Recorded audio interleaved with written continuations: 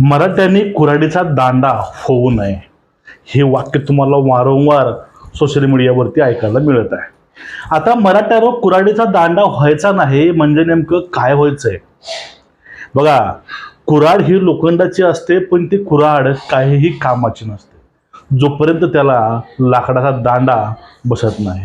आणि तोच लाकडाचा दांडा विसरून जातो की आपण जो वार करतोय ह्या लोखंडाच्या सोबतीला जाऊन, तो वार ही आपल्या जातीवरती, आपल्या जातीच्या झाडावरती करतोय हे ते लाकडाचा दांडा विसरून जातोय. आणि तो आघात आणि तो घाव हे कुऱ्हाडीसोबत मिळून तो आपल्यावरच करत राहतो. असंच बघा, याच्या माध्यमातून आपण समस्त मराठा समाज आपल्याच लोकांवरती, आपल्याच माणसावरती अशा दांड्यापासून किंवा अशा लोखंडाच्या कुऱ्हाडीपासून दूरच राहिलेलं बरं. जी डोळ्यावरती पट्टी आपल्या होती 12 वर्ष 1994 पासून, ती पट्टी यावेळेस या वर्षी नामदेवराव जाधव असतील, सराटे साहेब असतील, विनोद पाटील असतील यांच्या माध्यमातून डोळ्यावरती निघालेली आहे. मी हे का बोलत आहे? कारण पाटलामुळं किंवा पाटलांच्या काय गोष्टीमुळं हे पट्टी निघाली नाही. कारण ह्या गोष्टी पाटलांनी कधीच सांगितलेल्या नाहीत. तुम्ही ह्या 14 महिन्याचा तो लढा काढून बघा.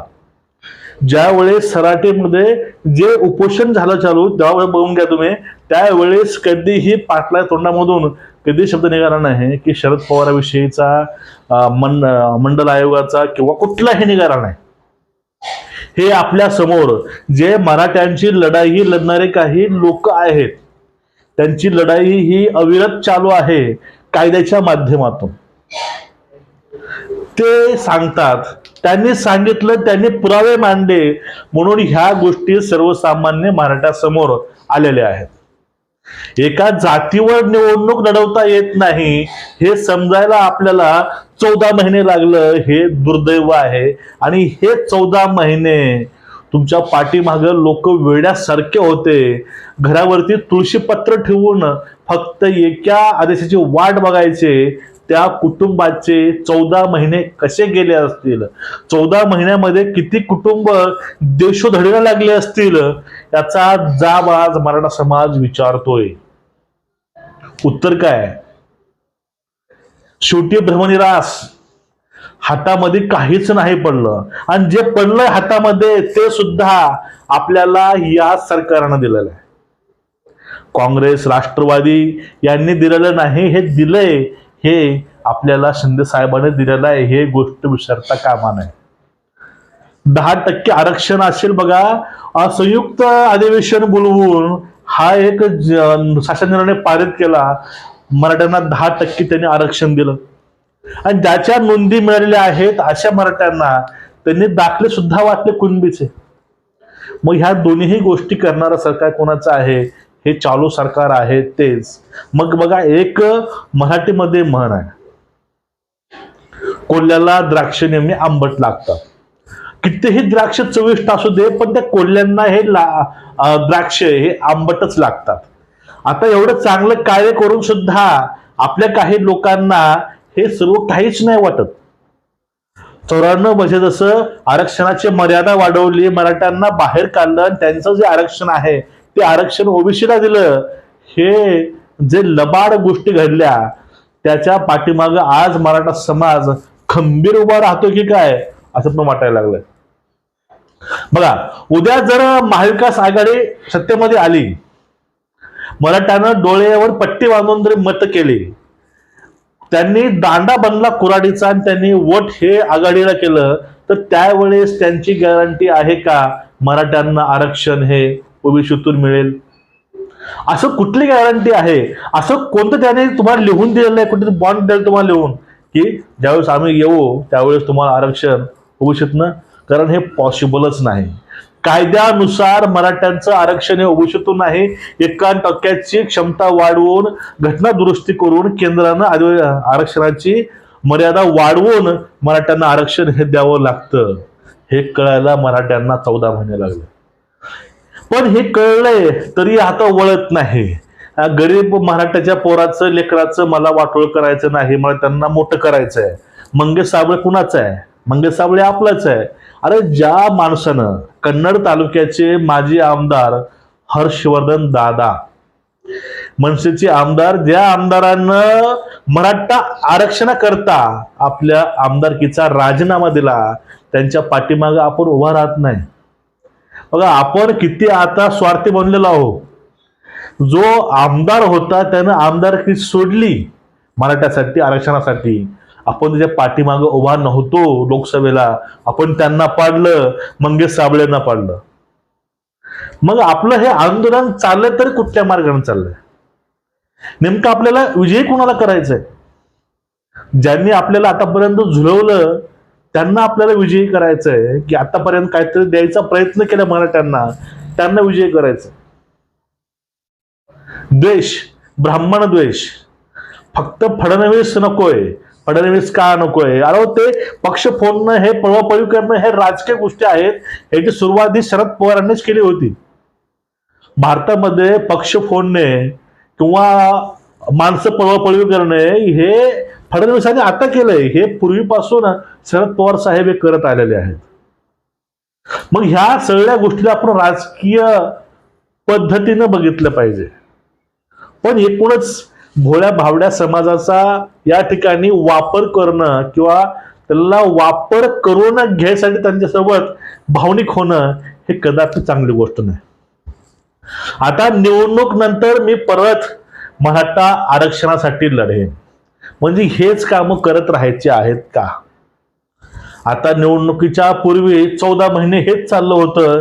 त्यावरती लोकसभा पण निघाली आणि त्याच्यानंतर विधानसभा सुद्धा निघत आहे. मग त्यानंतर सुद्धा अजून किती दिवस या गोष्टी करायच्या? जर महायुती आली तर हे आंदोलन चालू राहील, जर आघाडी आली तर हे आंदोलन चालू राहील का? ते एक प्रश्न पडतोय. कारण त्या विषयावरती त्यासाठी आतापर्यंत कोणीही लेखी हमी दिलेली नाही की भविष्यामध्ये नेमकं हे आरक्षणाचा मुद्दा आहे तो कुठल्या मार्गाने जाईल. फक्त एवढंच आहे की अजून ही लढाई लढू. फक्त याच्या माध्यमातून साध्य काय झालं? जे साध्य झालं ते मराठ्यांना भेटलंच आहे.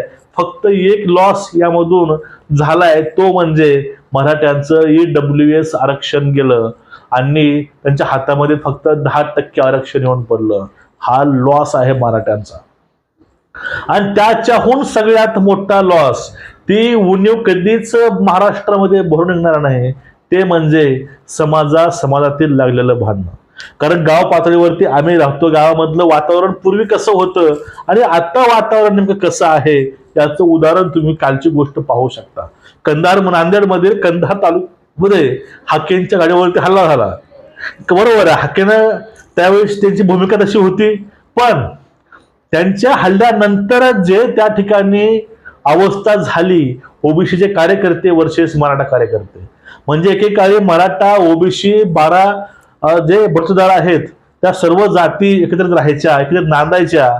पण या ठिकाणी अशी अवस्था होऊन बसलेली आहे, ओबीसीचा तरुण किंवा व्यक्ती हे मराठ्यांना बोलत नाही, मराठे त्यांना बोलत नाही, अशी अवस्था महाराष्ट्रामध्ये येऊन आता ठेपलेली आहे. मग हे ते आरक्षणाहून सुद्धा भीषण गोष्टी हे. जगण्यासाठी माणसं हे माणसासोबत असावे, मित्र मित्रासोबत असावे, ही गोष्ट महत्वाची आहे. या गोष्टीशिवाय जीवन जगणं हे होऊ शकत नाही. एखाद्या वेळेस आरक्षण असे चालेल, पण जे आपली भाऊ बांधिलकी आहे ते यातून नष्ट होऊ नये. पण ही याच्या माध्यमातून गावागावामध्ये हा तिढा उद्भवलाय आणि आज मराठा वर्सेस ओबीसी हे समीकरण महाराष्ट्रामध्ये उभं राहिलेलं आहे. आता लोकसभेला समजून घ्या आघाडी विजयी झाली, थोडं भाजप हे बॅकफुटला आलं. पण आपण ज्या लोकांना वोट केले ते खासदार लोक आज मराठ्यांची बाजू लावून धरतात का, हा खडा सवाल आहे. बघून घ्या, उदाहरण भरपूर आहेत. आता ज्या ठिकाणी जालना मतदारसंघामध्ये दानवे साहेबांना पाडून त्या ठिकाणी कल्याण काळे हे तिथं निवडून आले आणि त्यांनी रजा अकॅडमी जाऊन त्यांनी आपलं भाषण केलं होतं. आम्ही शेवटपर्यंत हाच प्रयत्न करू की वक्फ बोर्ड बिल येऊ देणार नाही.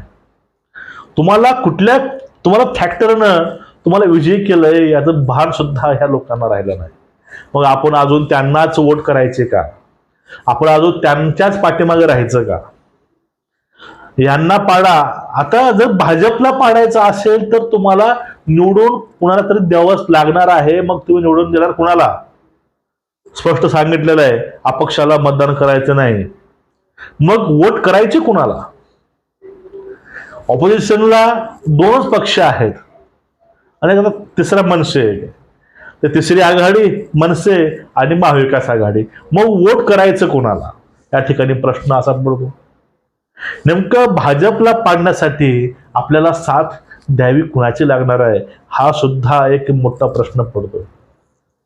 मग या ठिकाणी ज्या पक्षानं, ज्या नेत्यानं, ज्या सरकारनं आणि ज्या मुख्यमंत्र्यानं एवढं काही दिलंय त्यांचाच आपण यावेळेस चोपडा साफ करणार आहोत का? म्हणजे आपल्याला आपण आता दांडा बनवले कुऱ्हाडीचा. घाव कुठं मारायचा हे आपल्या हातामध्ये नाही. यातून हेच कळतंय, लोखंडी कुऱ्हाडीमध्ये दांडा म्हणून आपला वापर होतोय आणि तो दांड्याची मूठ धरून त्याला ऑपरेट नेमकं करतंय कोण अजून सुद्धा मराठ्यांना कळलं नाही. तुमचं एकूणच या विषयावरती मत काय नक्कीच कमेंट करा. तुमचा व्हिडिओ आवडला असेल तर चॅनलला सबस्क्राईब करा आणि व्हिडिओ शेअर करा. नमस्कार आणि वंदे मातरम. जय शिवराय.